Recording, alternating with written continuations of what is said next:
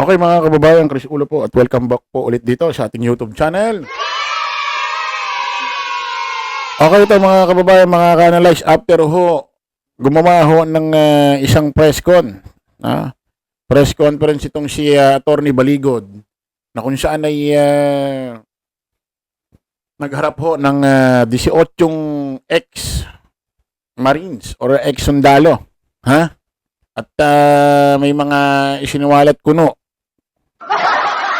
na ito raw hong mga dating sundalo or dating marines ay ito raw ho yung mga naghatid ng mga mali-malitang pera dito kay dating Speaker Martin Romualdez,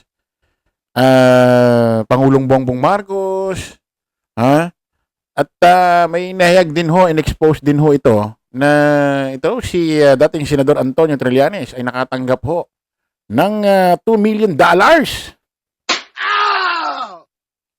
para ho kay dating Senador Antonio Trillanes at gagawing pondo ho panggastos sa mga investigador ho ng ICC na nagpupunta ho rito sa ating bansang Pilipinas. After ho niyan, mga kababayan, syempre, ano pa ba in-expect natin? Marami hong kokontak dito ho kay Attorney Baligod na iba't ibang TV news outlet, especially ho yung mga news, especially mga nag-i-interview ho dyan, mga reporter, news anchor, Pero bagong lahat yan, sino ho ba ito talaga si Attorney Baligod? Saan ho ba nagmula ito? Ano ba ang istorya nito? Ano ba mga dating kinasangkutan nito? Na kung saan ay abogado siya sa mga kaso. Sino ba ito? Pakinggan nga natin ito mga kababayan. Bago tayo maniwala sa mga pasabog ni Attorney Levi Baligod, kilalanin muna natin siya. Anti-corruption crusader nga ba? O may ibang plano? Alam niyo ba na sinibak siya ng sarili niyang whistleblower na si Ben Hurley noong 2014? Hindi raw siya mapagkatiwalaan. Kung ang kliyente niya iniwan siya, bakit tayo maniniwala sa kanya? Abogado rin siya ni... Isipin niyo mga kababayan, dati niya ng kliyente. Iniwan siya. Hindi raw ho ito mapagkakatiwalaan. Mismong kliyente niya. Kliyente niya yan. At ito'y abogado rin daw ho dati. Or abogado ngayon ho ni Chavit Singson. Pakinggan natin to. Chavit Singson na may plunder case sa ombudsman. Paano ka magiging anti-corruption kung kumikita ka sa kliyenteng may kasong pandarambong? Abogado rin daw ho pala ito ni Governor Chavit Singson. Si Governor Chavit Singson ay may kasong plunder sa ombudsman. Paano ka magiging anti-corruption? Yung mismong amo mo ay merong kasong graft and corruption dyan sa ombudsman. Tapos abogado ka niya. Nag-e-expose ka dito sa Administrasyong Marcos na kung saan ay nakatanggap ng mali-malitang pera. Siyempre, pasok ang graft and corruption dyan, yung issue na yan. Pero nandoon ka kay Chavit, pinagtatanggol mo siya sa kanyang kasong graft and corruption sa ombudsman. Hindi wow. Sabihin dito antay ka sa graft and corruption sa kanan. Sa kaliwa naman nagtatanggol ka ng graft and corruption kay Chavit. Malupit. Tumatakbo rin siyang congressman. Justice ba ang hanap? O baka publicity para sa eleksyon? Kasama pa ang mga witness na puro sabi-sabi lang, gaya ni Orly Guteza. Resibo muna, bago tayo maniwala sa drama. Bago tayo... Ayan ho, mga kababayan ayan daw ho. Yan ang background ho ni Attorney Baligod. Siyempre ngayon, after ho ng kanyang press conference na kasama ho ang 18 na dating sundalo, siyempre iba't ibang TV News Network ko ang interview niya. Dito ho mga kababayan, may napanood ako na kung saan ay napikon na pressure yata itong si Attorney Baligod sa isang news anchor, sa isang news. Ha? Kasi, siyempre, abogado siya. Madalas siya ho yung nagko-cross-examine. Kumbaga, siya ang nagdadrive sa usapan.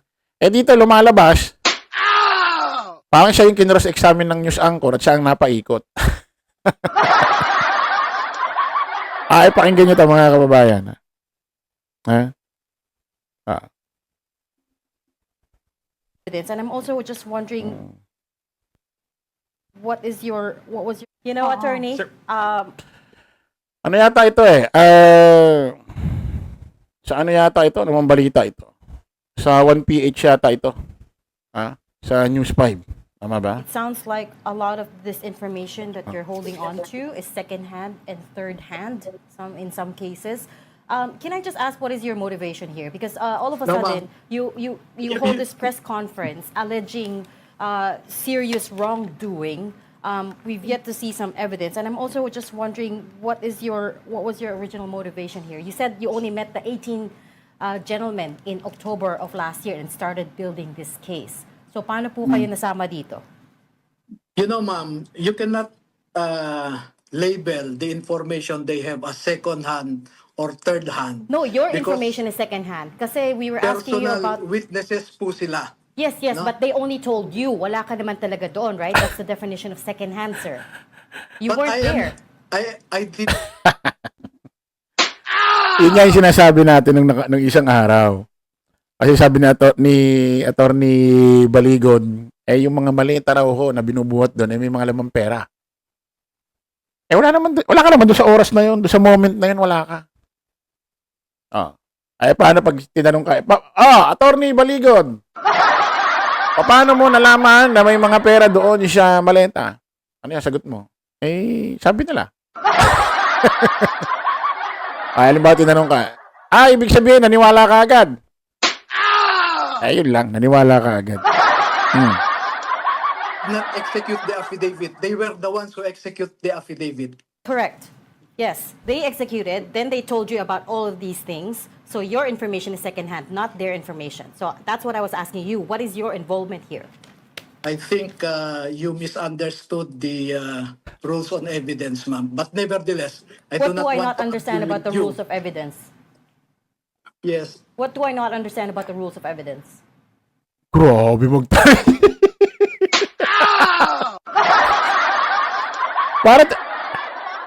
Parang lumalabas ang abogado itong, ano ba ito, news anchor ng 1PH? Parang ang lumalabas, ito ang abogado, yung news anchor ng 1PH, tapos ito si Baligod ang nasasakdal, ano? Grabe ang tapang nito. Sino ba to?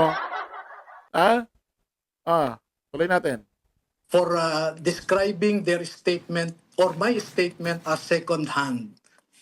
It's not second-hand. You weren't there, right? As you said, you yourself said you weren't there when all of these things were going on, when they were withdrawing the money, giving the money to somebody else. They were all told to you. Do you know the meaning of independently relevant statement? Okay, so that's what I'm also trying to get at. What is your involvement here? Bakit kayo nasama dito? You're not a prosecutor. You're not. Are you a lawyer for some of these Marines? Alam nyo, ma'am, Hindi mo nakukuha, hindi mo nagigit sa Attorney Baligod eh. Bakit ka rin napasama dyan? Ba't bigla ka na lang daw nagpa-press conference at kasama mo yung mga yan? Ba't bigla ka na lang daw na-involve dyan?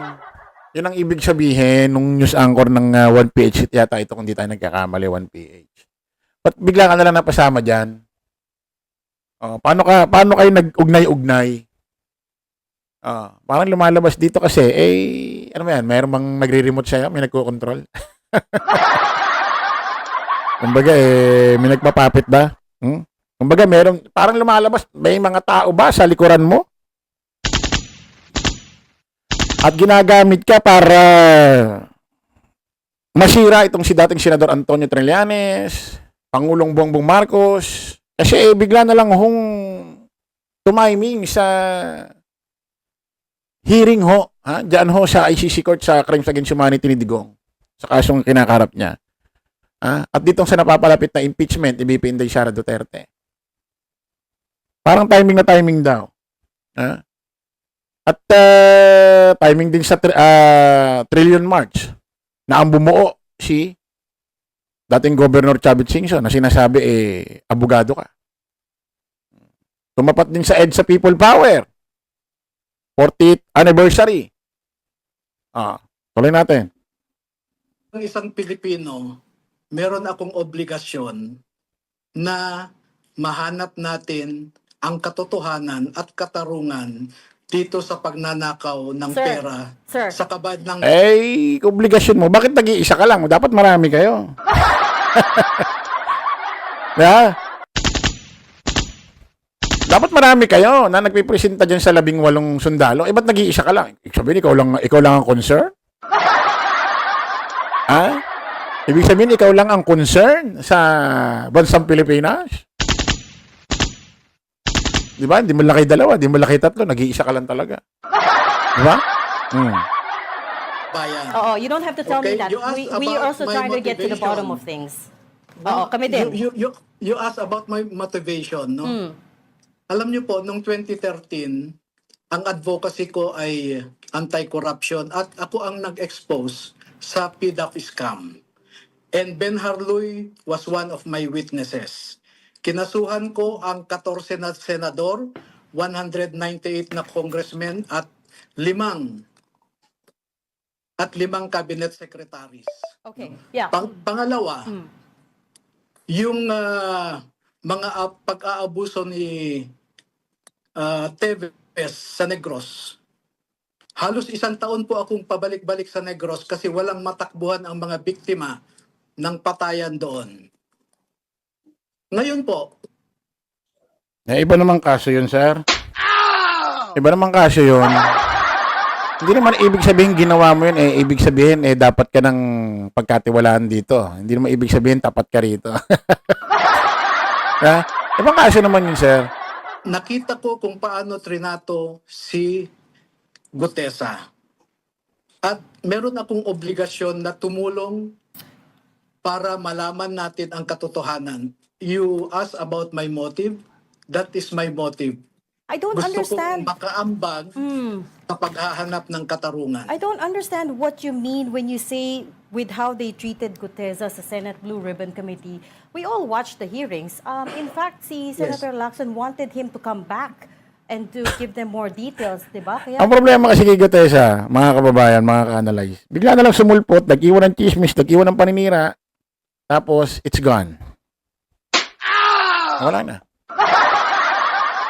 Kumbaga sa isang taon chismoso, lumabas ng bahay, nagpunta ng kanto, may nakitang mga tao, nagpakalat ng chismis, oy, alam niyo ba si Mare, alam niyo ba si Pare, ganito, ganyan, yung taong yung ganito, ganon. After nun, umalis na, umuwi na ng bahay, hindi na lumabas, nag-iwan lang ng paninira sa kalsada. Ganun lang.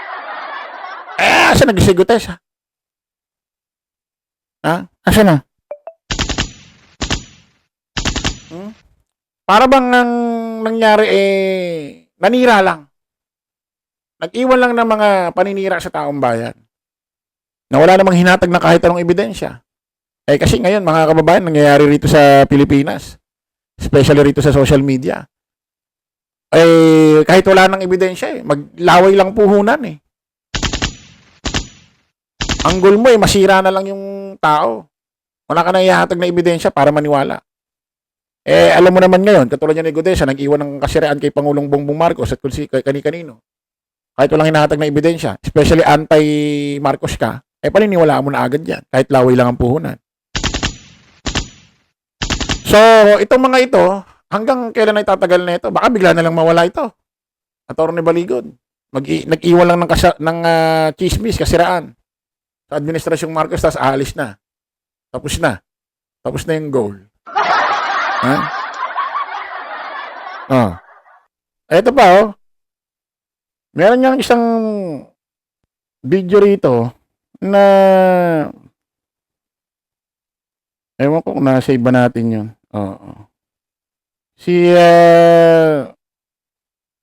Attorney Baligod baka hindi na natin mahanap. Basta meron hong isang moment. May isang pagkakataon na itong mga 80 nagsasalita.